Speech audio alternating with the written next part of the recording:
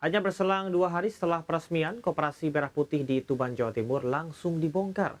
Papan nama koperasi dan foto Presiden Prabowo diturunkan. Seluruh barang dagangan dikeluarkan. Warga pun tak bisa berbelanja.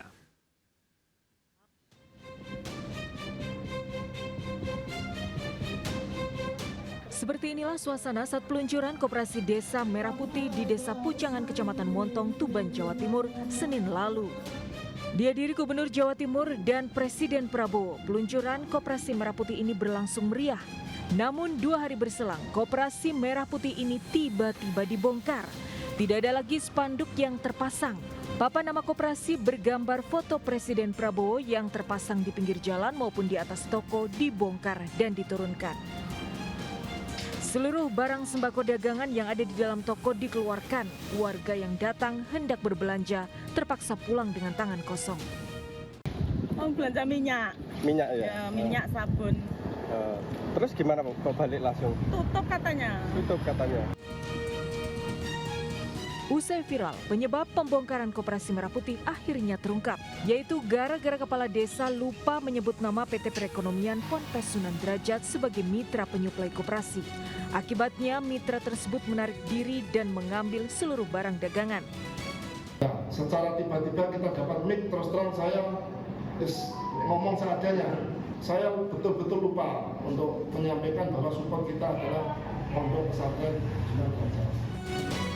Kepala desa meminta maaf ke mitra Ponpes Sunan Derajat, berharap kerjasama dapat dilanjutkan. Dari Tuban, Jawa Timur, Pipit Wibawanto, iNews melaporkan. 75 siswa pelajar dari 3 SMA menderita keracunan makanan bergizi gratis di Sumba Barat Daya, Nusa Tenggara Timur. Diduga para pelajar keracunan dari menu ikan tongkol. Sejumlah pelajar keracunan makanan bergizi gratis dan dievakuasi rekannya menggunakan motor ke rumah sakit di Sumba Barat Daya. Sejumlah korban nampak lemas dan terbaring di ruang IGD. Total ada 75 siswa yang menderita keracunan makanan dan berasal dari 3 SMA di kota Tambolaka. Saat ini para korban masih menjalani perawatan lanjutan di rumah sakit. Sementara korban yang sudah membaik diperbolehkan untuk pulang. Dan sebagian lainnya ada yang meminta dirawat dengan cara tradisional. Salah satu pelajar mengaku keracunan usai menyantap penuh ikan tongkol. Ikan tongkol? Oh, memang infonya ikan tongkol? Ya. Tapi pernah makan ikan tongkol sebelumnya? Pernah. Tidak pernah? Baru ya? Oh. Dugaan keracunan ini sempat menghebohkan karena bertepatan dengan Hari Anak Nasional. Saat ini, sampel makanan telah diambil untuk dilakukan uji laboratorium oleh pihak terkait. Dari Sumba Barat Daya, NTT, Tim Liputan iNews melaporkan. Malu terus-terusan ditagih uang rekreasi 350.000 oleh gurunya. Seorang siswa di Sumatera Utara memilih putus sekolah. Ia sempat curhat di media sosial menceritakan kesedihannya. Setiap aku balik ke kantin, Pak, datang dulu itu. Katanya, mana utang, katanya. Seorang siswa di Kecamatan Seikanan, Labuan Batu Selatan, Sumatera Utara memilih putus sekolah karena malu terus-terusan ditagih uang rekreasi 350.000 oleh gurunya. Perpisahan jalan-jalan, Pak, nggak ikut tetap bayar. Mutinya ikut nggak? Nggak ikut. Pihak sekolah MTS Darul Muhsinin terus menagih meski siswa tersebut tak ikut rekreasi. Siswa kelas 7 itu mengaku telah mencicil iuran Rp130.000 dari total Rp489.000 biaya rekreasi. Tapi kesulitan ekonomi yang ia hadapi membuatnya kesulitan membayar sisanya. Usai video curhat ini viral, Komisi Perlindungan Anak Labuhan Batu mendatangi rumah siswa, memastikan tak ada intimidasi sekaligus mendampingi psikologi siswa. Dari Labuhan Batu Selatan, Sumatera Utara, Randi Kurniawan, iNews melaporkan. Seorang pekerja SPBU tersengat listrik saat memasang baliho di Mojokerto, Jawa Timur. Korban pingsan karena menyentuh kabel bertegangan tinggi.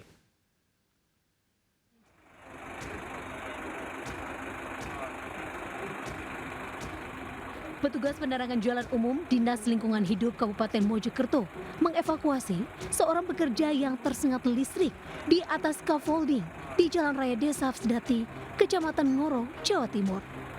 Usai diturunkan, petugas langsung membawa korban ke rumah sakit. Korban pekerja SPBU yang sedang mengukur baliho. Ia tak sengaja menyentuh kabel listrik tegangan tinggi hingga langsung tak sadarkan diri. Korban tersengat listrik sempat dilaporkan warga ke Damkar dan BPBD. Namun, saat Damkar dan PMI mendatangi lokasi, korban sudah dievakuasi petugas penerangan jalan umum Dinas Lingkungan Hidup. Dari Kabupaten Mojokerto, Jawa Timur, Solahuddin melaporkan. Presiden Prabowo Subianto resmi meluncurkan tema dan logo Hari Ulang Tahun ke-80 Republik Indonesia di Istana Negara Jakarta. Bersatu Berdaulat Rakyat Sejahtera Indonesia Maju menjadi tema HUT ke-80 Republik Indonesia. Acara peluncuran dan logo Hari Ulang Tahun ke-80 Republik Indonesia digelar di Istana Negara Jakarta Rabu sore. Wakil Presiden Gibran Rakabuming Raka turut hadir dalam peluncuran tersebut. Acara dilaksanakan secara hybrid, dihadiri langsung anggota Kabinet Merah Putih dan pimpinan legislatif.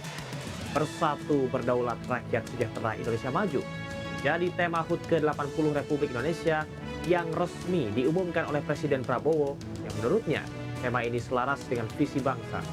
Sedangkan logo HUT ke-80 Republik Indonesia tahun ini didesain oleh desainer karya anak negeri. Dengan peluncuran ini, Presiden Prabowo mengajak seluruh rakyat Indonesia menyambut peringatan HUT kemerdekaan Republik Indonesia dengan semangat dan kebersamaan. Pemerintah menetapkan tema Hari Ulang Tahun Republik Indonesia tahun ini adalah Bersatu Berdaulat Rakyat Sejahtera Indonesia Maju. Anggota Komisi 6 DPR RI Mufti Anam menyoroti sejumlah sektor usaha masyarakat yang kini dikenai pajak. Mufti bahkan mendengar kabar bahwa amplop acara pernikahan juga tidak luput dari pajak.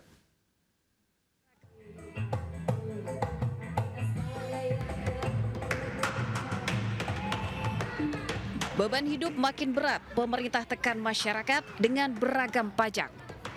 Terbaru pemerintah bahkan berencana kenakan pajak pada amplop acara pernikahan.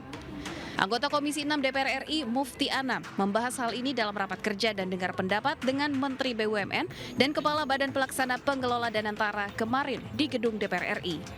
Mufti menyoroti sejumlah sektor usaha masyarakat yang kini dimintai pajak, termasuk soal amplop acara pernikahan yang akan dikenai pajak oleh pemerintah. Para pekerja-pekerja digital kita semua sekarang dipajakin. Bahkan kami dengar bahwa dalam waktu dekat orang yang mendapatkan amplop di kondangan, di hajatan juga akan dimintain pajak oleh pemerintah. Ini tragis. Nah, sehingga ini membuat rakyat kami hari ini cukup menjerit. Anggota DPR RI dari fraksi PDIP ini pun mempertanyakan alasan pemerintah gencar kenai pajak untuk masyarakat. Apakah karena sumber utama penerimaan negara yang hilang karena dividen saat ini diberikan kepada Danantara dan negara malah kehilangan pemasukannya? Dan apakah masyarakat harus kembali dibebankan dengan sejumlah aturan baru yang dikenai pajak? Saya sendiri yang udah nikah ya, itu kan biayanya itu nggak kecil ya. Dan mungkin ada yang mungkin dapat amplop emang buat simpenan atau buat ngapain, tapi kan ada juga yang buat nutup biaya produksi nikahannya gitu. Dan ya menurut saya kasihan sih. Bagi saya sih itu urusan pribadi ya, kayaknya nggak harus ada pajak buat amplop. Ya namanya orang hajatan kan butuh biaya banyak ya kan.